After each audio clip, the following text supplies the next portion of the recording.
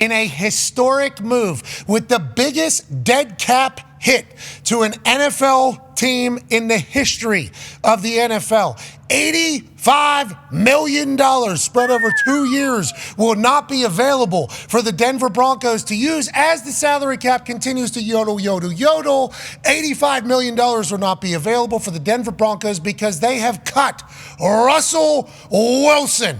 Future, people say Hall of Fame quarterback. Yeah. Super Bowl champion from the Seattle Seahawks. Massive investment by the Walton family whenever they bought the Denver Broncos to be the future of the Denver Broncos. And here we sit 1 year into Sean Payton's regime as the actual future of the Denver Broncos with no franchise quarterback and Russell Wilson able to take a gig somewhere else for league minimum while still making like $39 million from the Denver Broncos. So if you start reading some tea leaves around the NFL and around the internet, more specifically from an Italian man that lives in a cabin in West Virginia who's a former lawyer who runs Pro Football Talk.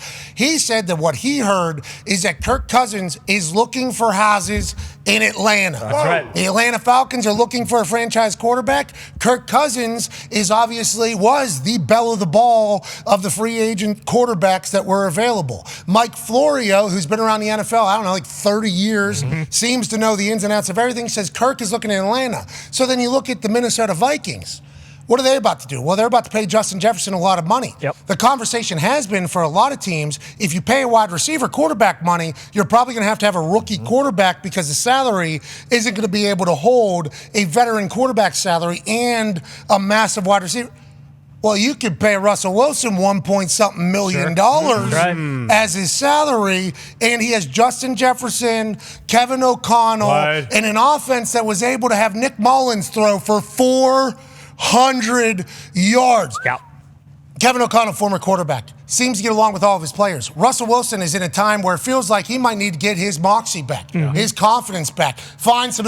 I'm not piecing tea leaves together, but it feels like Russell Wilson might be a Minnesota Viking quarterback next year, and that is from zero inside sources. That is from no information at all other than the fact that you can pay Russell Wilson $1.15 million salary next year while the Denver Broncos pick up a $40 million tab pretty much. Russell Wilson is going to be a hot commodity. How does this shake up the rest of everything happening around the NFL? We'll chat about it all damn day. Mike Florio will be joining us in the second hour. He's the guy that said he heard Kirk Cousins is looking for houses in Atlanta. He does have sources. Sometimes, though, you got to prod a little bit. Of course. You guys say, hey, Paisan, don't you think there's a chance that this actually is happening instead of this? And maybe, but what I'm hearing is blah, blah, blah. He also got a chance to chat with Caleb Williams for 10 minutes. He has ideas on a kickoff rule, which I will be laying out to the entire world at some point during today's show because I had a few special teams coaches call me and say, here's where we're at. Here's what we're presenting.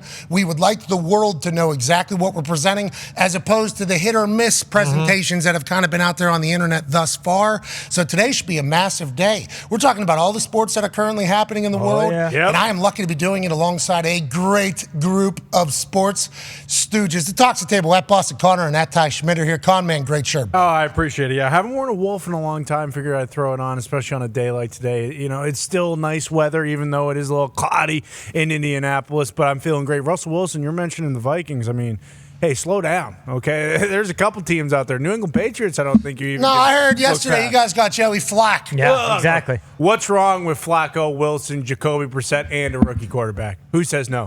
We don't have to pay any of them anything aside from Joe Flacco is going to get paid some money. Yeah. Well, yeah, I'd give Flacco 30, 35 million, and then you kind of... The fact that Russell Wilson is not going to be owed anything through a new team. Game changer. Is a huge... He's a rookie quarterback all of a sudden. Is how Russell Wilson's going to be viewed. Now, going to have to learn a new offense, you would assume, no matter where he heads. Have to get into a new building. Don't think he'll get his own office and stuff like that, like we had heard about how Denver goes.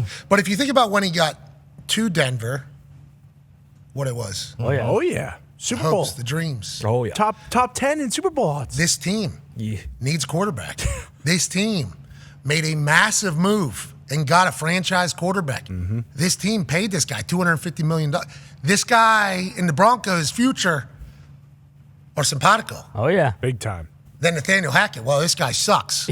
Yeah. Not We need to him. fire him. Yeah. Get him out of here. Get him out. We need to bring in a winner, Sean Payton. Well, how's that going? Well, allegedly during a bye week, there was a conversation about maybe a little bit of a change-up to how everything's going so that he couldn't potentially be on the hook for $30-some million to the Denver Broncos if they were able to move on for him next year. Just didn't seem to work out at all. Who knows if it was personality reasons? Who knows if it was off the field? Who knows if it was just quarterback play? Him and Cortland Sutton were able to build up a massive relationship. He gave a thank you to Denver. He thanked everybody in there. He thanked the preacher man. Right. He thanked the cafeteria. yeah. He thanked his teammates. Right. He thanked the community of Denver. Right. He thanked the fans of Denver. Right. I think the video people he thanked. Oh, yeah. Guys who mow the lawn. Team 3. Training people he thanked. Everybody. Equipment managers I think he thanked. Yep. His car dealer, I think he thanked. I think he did thank. Realtor. His realtor, yep. There was a local chef that made great sandwiches. Thanked him. I think he even thanked Future, Yep. Just because. which no one Yep. saw coming. No one saw that coming in that entire thing. Nope. Who did he not thank? I think he didn't thank Sean Payton, any coaches, or the owners of the Denver Broncos. Oh, yeah, they're the ones that are paying him $35.4 million in dead cap next year and then $49.6 million in 2025. A wild scene by a team that says, get us out of this relationship. One half of the Hammer, Dad. Cowboys, Tone Diggs, diehard Steelers fan. Is Russell Wilson going to be a Pittsburgh Steeler on a veteran min contract? I would say the chances are likely to very likely that he's going to be a Pittsburgh How about Steeler. that? That's how every team is sounding right now. Like should. Russell Wilson? Yeah, Super Bowl champion? Played well for a last million- year. for a million- Dan Orlovsky, he's top 10 quarterback. Yeah, true. What are we going to pay him? Nothing? Love this guy. That's a real conversation happening with all these teams that are quarterback needy right now. And Russell Wilson went from this guy we don't want on our team. A lot of people saying. We're not saying we said that. No. Just saying the narrative about Russell Wilson over the last couple of years has certainly changed. The Danger Witch, the Mr. Broncos, let's ride, go, all this stuff was being viewed in a vastly different fashion than it was in Seattle when he was doing all this stuff. Because in Seattle, you see, they were winning. Yeah. In Denver, they were awful. So all the stuff that Russell Wilson has been doing his entire career, being basically a movie quarterback, like the epitome of what a movie NFL quarterback would be like on the sideline, in his workouts, at home, on the internet, in commercials, on the field, in the building, movie quarterback. How you would draw a character to be if they were an NFL quarterback. Giving back to the community, speaking the way, always super positive, like actually saying, clear eyes, full hearts, we're going to win to other adults in real life, not just in movies. All that was beloved in Seattle. In Denver, though, the narrative changed on him quick. Yeah. Quick. They're like, this guy sucks. Get this guy out of here. How is this guy taken seriously? Boom, boom, boom. That's not everybody, but a lot of people started doing that. Now that he's only worth $1 million for next year's salary, everybody that was thinking that needs a quarterback, we'll take a future Hall of Fame quarterback for $1 million. It's a wild turn of events over the last 24 hours. I mean, Russ said $30 million. No, I'm okay. I'm good. But Russ said a million or whatever the vet minute is. He had 26 touchdowns and 8 interceptions last year. The last 2 years, the last 2 seasons, 2 full seasons, the Pittsburgh Steelers quarterbacks have accounted for 24 total passing touchdowns. TJ Watt has 24 and a half sacks over that time, so more sacks than passing touchdowns. So, yeah, I think if you can get a potential future Hall of Famer who has done it, who has been there, who did enjoy, just turning around and hand that ball off to Marshawn Lynch, play action, get out. Well, except for on that one play. That wasn't his call. That one time, Matt Patricia with that tight corner. Artie Smith's gonna know what to do. Yeah. I'm thinking we would take him. Why not? I mean, for that price tag, yeah.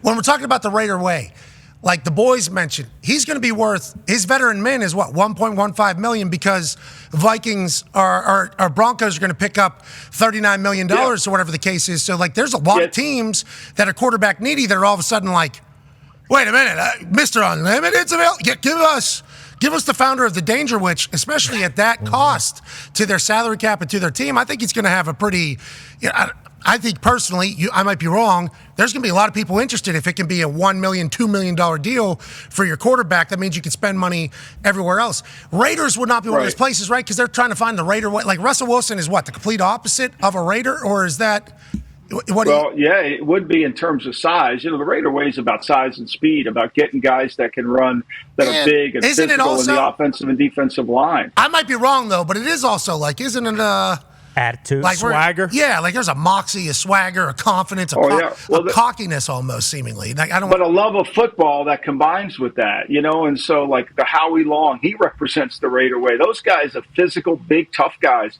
Look, Russell's only going to make what he makes, right? So this is like anybody who's out there on the internet saying Russell's going to make, they're going to pay him like a starter. Nobody should do that. Now I can't judge everybody, but the reality of it is whatever nickel he earns over the minimum salary, he's got Denver gets off the hook.